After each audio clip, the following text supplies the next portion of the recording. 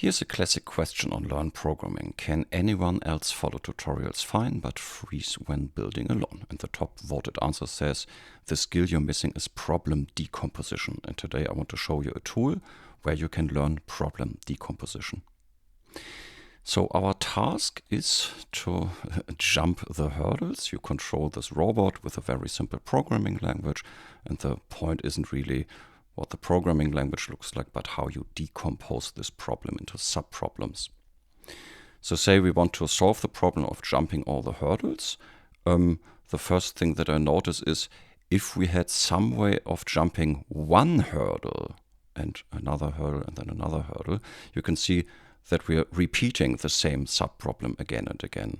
We jump the first hurdle, then we jump the second hurdle, and so on. Right?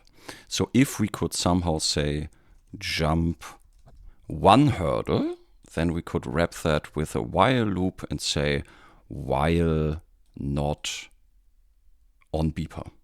Right? That would be our complete solution. But of course, Karel has no idea what a jump one hurdle is supposed to mean. So if we try to start our program, he is deeply confused. Of course, we can't call ourselves. That would be pointless. We get the tip to click the void button. So let's do just that. Okay.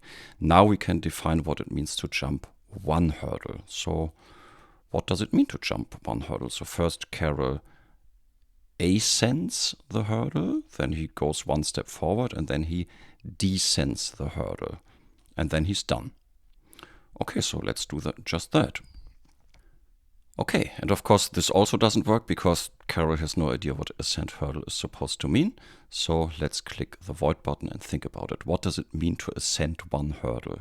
So if we click the goal button and do a single step, so first Karel turns left, turn left, then he goes forward while he can sense a wall at his right hand, and then he turns right. Okay, so while not right is clear, this means you can sense a wall. We want to move forward, and then at the end we said we want to turn right. Okay, so that should be ascent hurdle. What about descent hurdle? Of course, he doesn't know what this means, so let's implement it. What does descent hurdle mean? So that would be in the goal from here. What does Karel do? So first he turns right, then he moves forward until he reaches this wall, and then he turns left. Okay, so turn right, then while front is clear, we want to move forward, and then at the very end we want to turn left. Okay, and I think that should already work. Let's start our own program and see what happens. So that's looking good, and you can always see with these red bands where Karel is currently in his program execution. Okay, so that seems to work. For this particular world, if I click the dice button here, you get random worlds. Let's see if it works. I don't know, for this world. In fast forward mode, yeah, it also works. And if you want to check if it works for all worlds, we can click the AND or bug button here, and then he will try lots of worlds and tells us, well, at least it worked for 400,000 worlds. It would take too long to check all possible worlds.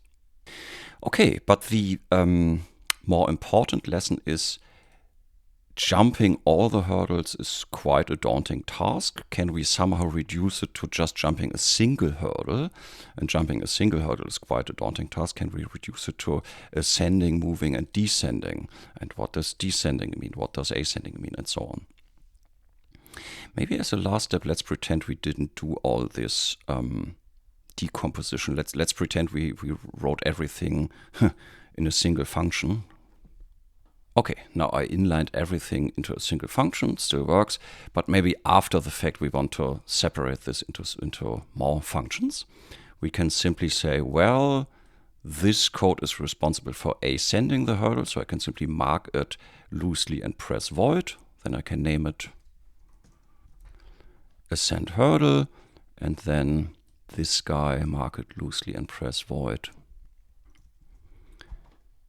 Descent hurdle, just to make it more obvious why this code is there and to split it up into subproblems. That's always a good idea, even if you do it in hindsight.